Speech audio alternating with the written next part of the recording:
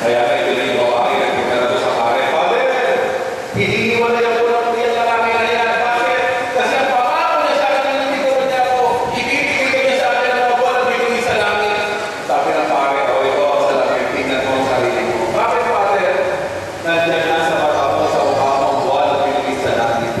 Kaya ang sabi naman ng mga babae, hayaan mo ibibigay ko, iit na langit pagmamahal. Kaya sabi ng lalaki, magandang sa pare, Father, hinihiwalay mo na yung babae na yan. Bakit? Kagabi habang nag-aaway kami, pinato niya ako ng plancha.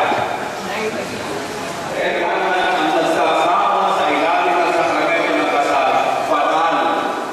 Amen. And how to make your relationship holy as a sacrament. You know? Paano magiging banal ang inyong magsasama tulad ng isang sakramento? Simple lang. That's why every time na meron akong ikakasal, I always remind the couple that the sacrament of marriage is a sign of responsibility and obligation. Maliwanag? Makulimbe. Maliwanag. And Father, or Bishop, what is our responsibility and obligation under the sacrament of marriage? No? Kung natin nakikita yung pangalawang pagbasa, inanapin o sinasabi ni San Pablo sa mga mag-asawa, ang inyong responsibility at obligasyon. Ano ito? Sabi ni San Pablo sa mga babae, kayong mga babae, pasakot kayo ng lubusan sa inyong mga asawa. Nag-gets nyo? Donali, nag-gets mo? Starting today, Donali, you must put into your mind, into your heart, kailangan mo makapasakot sa lalaki. Ano?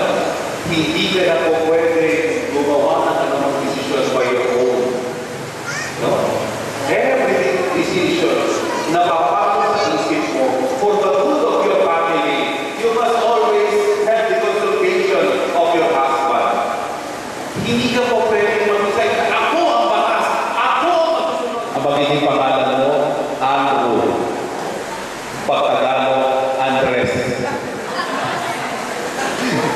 Kung, Julius, kung si Donaldin ang mag-uulo sa iyo, pero kung siya, simula sa oras nito, gagampanan niya ang kanyang responsibilidad at handa siyang maging banal ang pagsasama ninyo, hindi ka na magpapapinyag simula sa oras nito. Okay? Yan. And the second thing to realize ng mga lalaki, ang sabi ni San Pablo, kayong mga lalaki, mahalin ninyo ang inyong asawa. Naintindihan ba natin ang salita mahalin? Parang malaki yung kausap ko. Hello? Narinig niyo yun? Ulitin ko lang ha. Alam niyo ba ang ibig sabihin ng salitang mahalin? Ha? That's why, kung maintindihan yung kwento ko kanina, sa tadyang hinugot, hindi sa kamay. Bakit? Para hindi makatikim ng palad ang mga asawa ninyo. Gets nyo? Kaya pag sinabi nyo ang mga lalaki sa asawa nyo, gusto mo palakin? O ito palad. O, diba? Mali yun. Hindi kinuha ng Diyos ang babae sa paa. Bakit? Para hindi makatikim ng paa kapag nagagalit ka na. Amen. At mas lalo, hindi kinuha ng Diyos ang babae sa bibig. Bakit? Ha? Para hindi makatikim ito ng masasakit na salita at pag-alibura galing sa iyo. Dahil kung talagang mahal mo ang asawa mo, hindi mo yan kayang saktan. Tama ko hindi. Kaya kinuha sa tadyan ng Diyos ang babae, kaya yung tadyan malapit sa puso. Narinig niyo? Malapit sa puso. Puso. Malapit sa puso.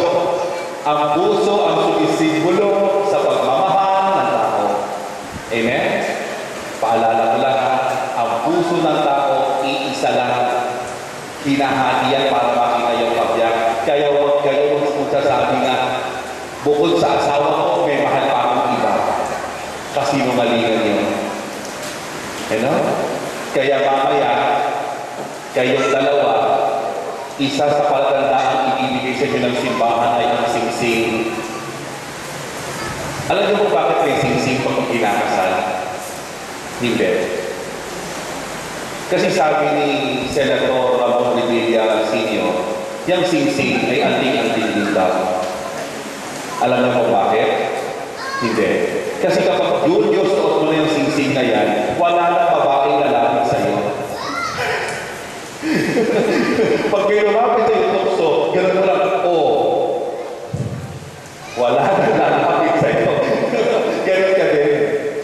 Donalyn, kapag nakakapag-isip ka na magdadara ka sa tukso, tingnan mo lang ang singsing na yan. Papaalalahan ka niya na meron na akong mahal sa buhay ko. No matter what, no matter ano pa yung mangyari sa amin, iisa lang ang puso at iisa lang ang singsing na magbubunog sa amin. And hopefully, starting today, hinihiling namin na si Julius at Donalyn ay maging banal sa panahon ng Diyos. Hinihiling ko po tumayo, umasa kayo na kamay ng kapili ng mga lagway sa buhay na haharapin ninyo bilang mag-asawa sa pamamagitan ng pagiging sa Diyos sa panalangin ng kanyang biyaya at pagpaparat. At kayo naman, mga saksing narin ito ay manalangin para kay Julius at Donalyn at tanggapin sila bilang mag-asawa sa ating sambayan ng Kristiyano. Hinihiling ko kayo sa inyo dalawa, Julius at Donalyn, na buong katapatan ng inyong ipahayag ng inyong damdamin sa isa't isa. Donalyn, bukal ba sa inyo o ang iyong pagparito mga isang bibig itong si Julius na iyong pangmamahalin pagpipikuran habang buhay? Opo, Padre. Julius, bukal ba sa inyo o ang iyong pagparito mga isang bibig itong si Donalyn na iyong pangmamahalin pagpipikuran habang buhay? Opo, Padre. Kayo ang dalawa ay nakahanda ng lumanap sa iyong pananagot sa simbahan sa bayan na umaas ang inyong kakarulain ang mga sukli na ibibigay siya ng Diyos bilang mabuting Kristiyano. Opo, Padre. Julius at Donalyn ay meron natin sa isang bibig sa harapan ng Diyos at ng kanyang sambayanan. Magharap kayong dalawa at maghawak kayo ng kamay. At inyong ipahayag ang hindi mag-iman sa banal na sakramento ng kasal.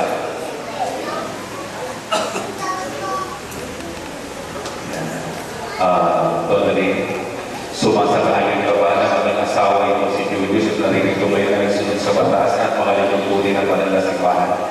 Padre. Buong puso ba ang pagkatalawan mo sa kanya ng sarili bilang kanya may bahay? Buong puso siya pinananggap bilang iyong asawa.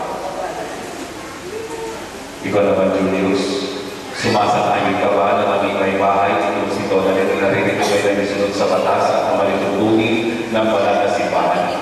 Opo, Padre. Buong puso siya pinananggap bilang iyong may bahay? Opo, Padre. Buong puso siya pinananggap bilang iyong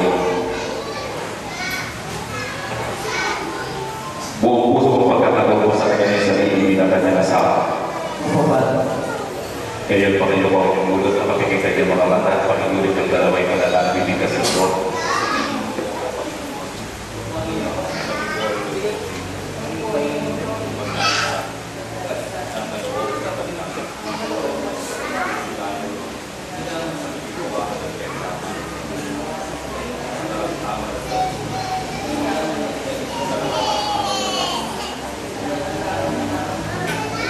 At ako bilang tagapagpatunay ng simbahan ng inarinig mo kung iba'y nagpaspasan pagkataan ng puso ninyong pinag-ipan sa ngalan ng Ama ng Anak at ng Espiritu Santo.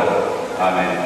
Ngayon, Donalyn at Julius, ating papaspasan ng mga singsing at aras.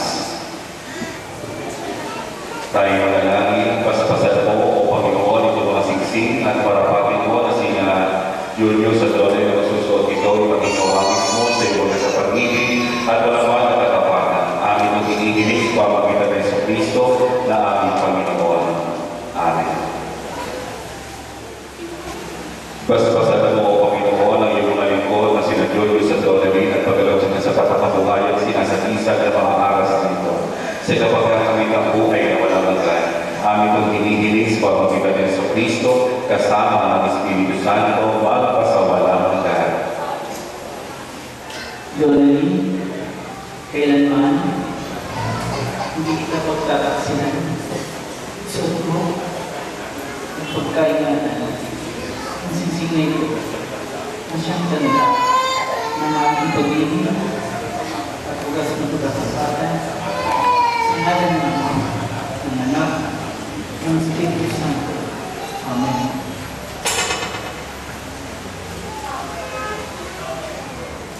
Julius, kailanman Hindi ka pagtataksilan.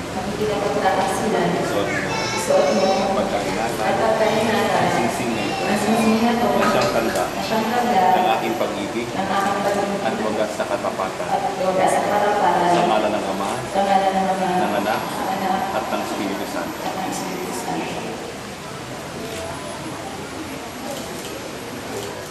Dorelin, kailanman Hindi ka pababayaan. hindi kita pabayaan. Ilalagay ko Ilalagay ko sa iyo itong mga aras. sa iyo yung mga alas Tanda ng tanda ng aking pagpapahalaga. ng aking pagpapahalaga At pagkalinga at pagkakalinga sa kapakanan mo. sa kapakanan mo At ang ating at ang ating magiging mga anak. magiging mga anak Sa ngalan ng Ama. sa ngalan ng Ama, ng Anak, Ng Espiritu ng Santo. Espiritu Santo. Amen. Tama na kami ng Julius. Julius, Tinatanggap ko ito. tinatanggap ko ito Nangangako ako. at nangangako Magiging iyong katuwang na magiging iyong katuwang sa wastong paggamit sa wastong paglaban at pangangasiwa at pangangasiwa ng ating buhay. ng aming buhay.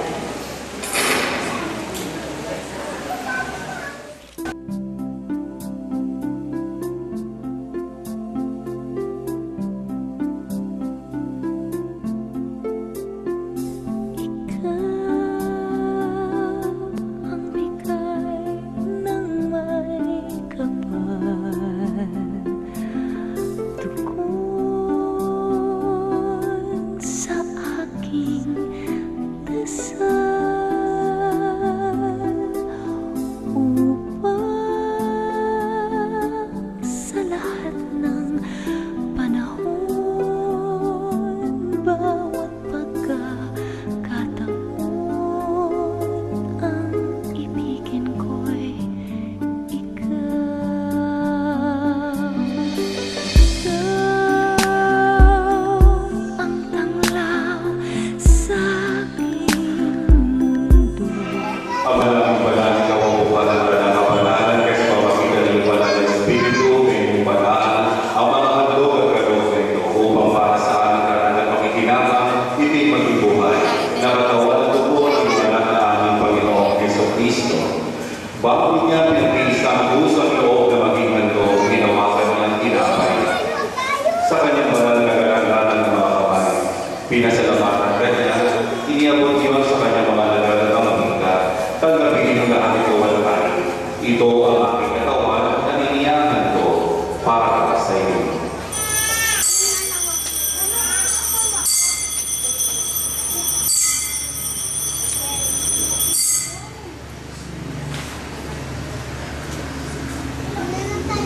Kaya pinaman ang matapos sa kapunan, hinawakan niya ang kalis. Muli kanyang pinasalamatan, iniabot niya ang kalis sa kanyang mga lagal at mga bingka. Tanggapin niyong lahat ito at ibigay. Ito ang kalis ng aking dugo, ng bago palatang ng lipan. Ang aking dugo ay bubuhos para sa inyong para sa lahat sa kapapatawad ng mga kasalanan. Gawin niyo ito sa pagkalaan sa akin.